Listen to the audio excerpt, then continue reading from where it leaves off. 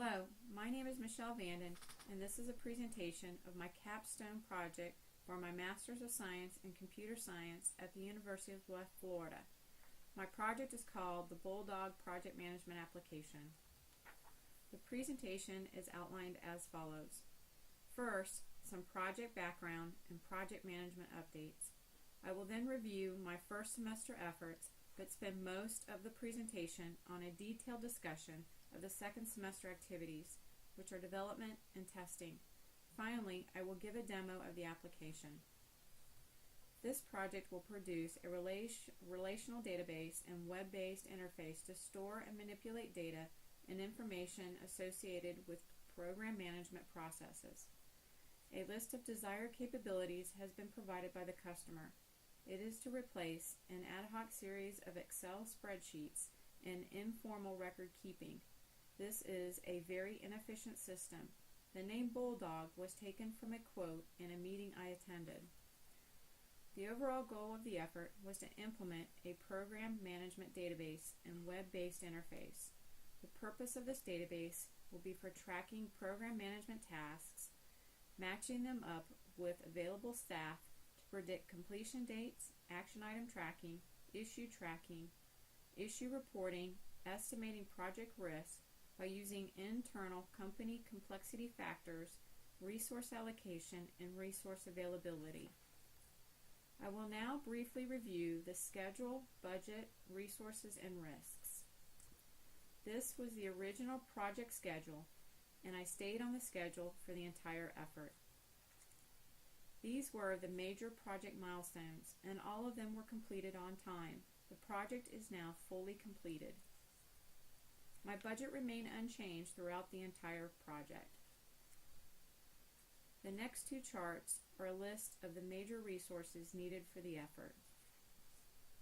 The only change from my initial project management plan was a switch to Microsoft's MVC Object-Oriented Architecture and C# for the actual development. Initially, I had planned on Visual Basic and ASP.NET. This change was done after a prototyping activity in December 2014. My project risks turned out to be very accurate. The staffing risk had the highest concern as shown in the chart. It turned out to be the biggest risk when I got a bad case of influenza near the end of the first semester, and I had a minor delay, which I was able to make up between semesters. I will now briefly review the Semester 1 activities. Semester 1 was spent writing the project definition, software project management plan, software requirement specification, and the software design document. The in-scope requirements are listed in this chart. These are obtained by meetings with the project sponsor. The lists are the main program management activities and associated data that Bulldog needs to address. These are the out-of-scope activities. Again, these were determined during numerous meetings with the project sponsor and potential end users. The design of the application was based on the requirements and specifications. Design was performed in stages. High-level design was followed by low-level design. The entity relationship diagram was one of the main tools used. This data flow diagram shows the overall system architecture at a physical level.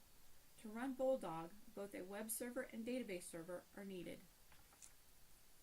This entity relationship diagram shows the high-level design of the application. Entities are shown by squares. Attributes are in ovals.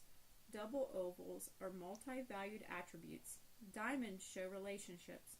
Weak entities and relationships are shown with double boxes and double diamonds. And finally, structural relationships between entities are identified. The low-level design was completed by mapping of entity relationship diagrams to relational database tables. In this process, the entities will ultimately be mapped to the database tables, and unique identifiers become primary keys. Attributes become database columns, and structural relationships are observed in the mapping process. Database tables satisfy normal forms 1, 2, and 3. I will now present the development and testing effort that was accomplished in the second semester. I considered two development approaches. The first was with VB.net and ASP.net because I have used this approach before for websites I had developed. However, I was intrigued by a newer approach that takes more of an object-oriented approach. This MVC, along with an entity framework. Microsoft Visual Studio supports both approaches. I developed a small prototype application to test the MVC entity framework approach. It quickly proved superior and was adopted for this effort. The initial learning curve was easily compensated by quicker coding and testing in the MVC entity framework approach. The entity framework provides an interface layer between the developer and the SQL database. This allows the developer to focus on developing models of the data and connections between the data and not the specifics of the underlying SQL database. A nice feature of this approach is the natural method of representing entity relationship diagrams in code. This provides a seamless transition between design and development. Entity framework is used with MVC object-oriented design pattern. The model view controller pattern is commonly used for interactive applications. The model classes describe data and data relationships. The view classes are responsible for displaying output to the user, and the controller classes retrieve model data and performs the main logic of the application. There is a direct correspondence between the MVC pattern and this entity resource diagrams used in the software design document. Each model class corresponds to an entity. The variables in a model class are the attributes of the entity. Navigation properties in each model class implement structural relationships and cardinality. For simple applications, Visual Studio will automatically generate view and controller classes for a model class. In more complex applications, the developer must write their own controller and view class code. I had to do this in order to obtain the functionality and user features needed for Bulldog. In one situation, I needed to use a view model, which is a way to bind multiple data models to a single view class. This required me to write all the code for much of the controller and view classes. Bulldog has a clean and simple user interface, allowing the user to view, modify, update, create, and edit data. Each web page in the application has a consistent look and feel. Later in the presentation, I will do a hands-on demo of the actual application to show some of these features. Bulldog has web pages to enter new records for either a new project or the linked database tables. In the screen grab, the web page to enter a new sponsor for the Network Improvements project is shown. Sponsors for other projects may be entered by selecting the desired project from the drop-down list. One of the big advantages of the MVC entity framework approach in Visual Studio is all drop-down lists are automatically populated with the correct entries from the database. This is a huge savings in development time. Bulldog has the ability to allow a user to drill down through complex linked data. View model classes are used for this functionality. In the sample to the right, the user has selected the Network Improvements project, and the application has displayed all the related data. The user has then selected one of the project's action items, and the owner for this action item appears on the web page. As the user navigates to the other projects and the other project data, the web page automatically displays the correct related data.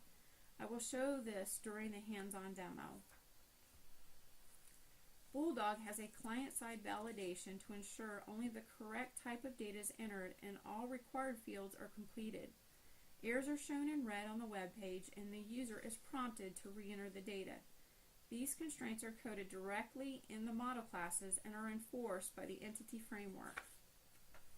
I performed both functional and structural testing, but I only found a few easily corrected bugs.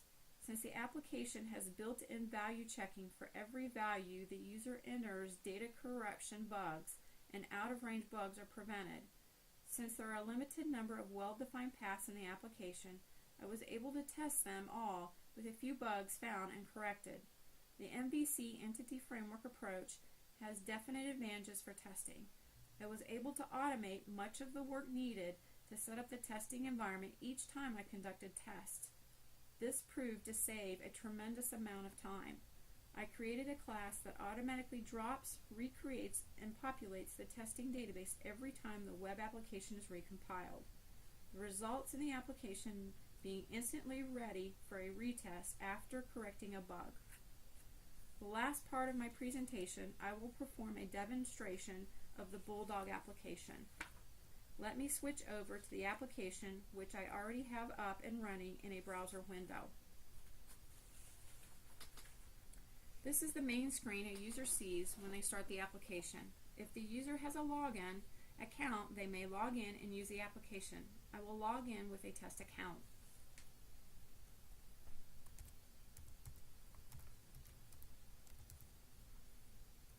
If the login is successful, you will see your email address in the upper right-hand corner of the screen. After logging in, use the projects link to go to the main web projects page. On the project web page, each project in the application will be displayed along with the unique project identification number. In this demo, all of the data you will see is fictitious and does not represent real projects. If we use the Create New Projects link, I can enter a brand new project. I will do this now.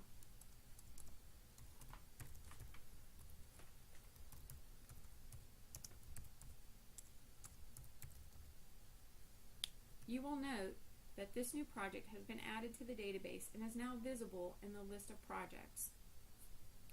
I can use the Delete link to get rid of a project from the application. Note that the project is now missing from the list.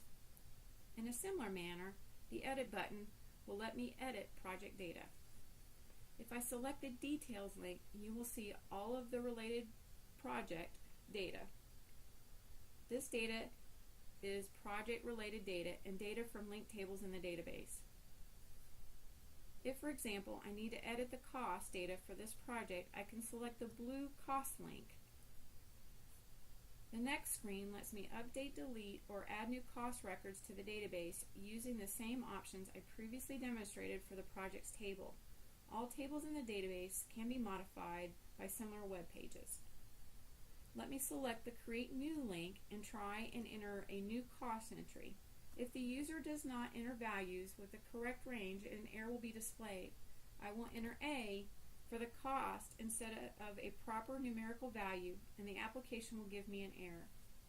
In the same manner, if I enter a value that is too big, the application will tell me.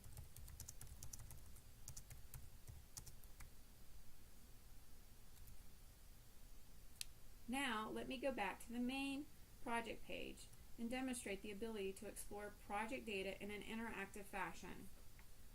I will use the Select link to display the data associated with a given project. Notice how only the data for this project is displayed. However, only the data for the first set of linked tables is displayed. Seeing data at lower levels requires the user drill down to the data they want to see. For example, for each action item, there is a unique owner, but this data will not be displayed until the user decides to see it. This is because the data sets are so large that showing all of the data at once would make a huge web page with hundreds of lines of data. I select one of the action items by using Select Link, and the owner for that action item is displayed dynamically. If I select the other action item, then the owner is now displayed. I would like to point out that as the user drills down through the linked data, each selection is highlighted in green. This makes it easy to remember what has been selected. If I go back to the top of the web page and select another project, the web page dynamically updates with all the correct data. Some data, such as risks, has a considerable amount of related data to display. I will select one of the project risk records and display the related data. In this case, risk types, risk strategies, risk controls, and risk status, risk severity, and risk likelihood are all now displayed. When a user is finished, they can use the Log Off menu in the upper right-hand corner to exit the application. This concludes the hands-on demo of the Bulldog project management application. This completes the Bulldog demonstration and my project presentation. Learning the MVC Entity Framework approach has been my personal highlight of the effort. Thank you, and I hope you enjoyed watching.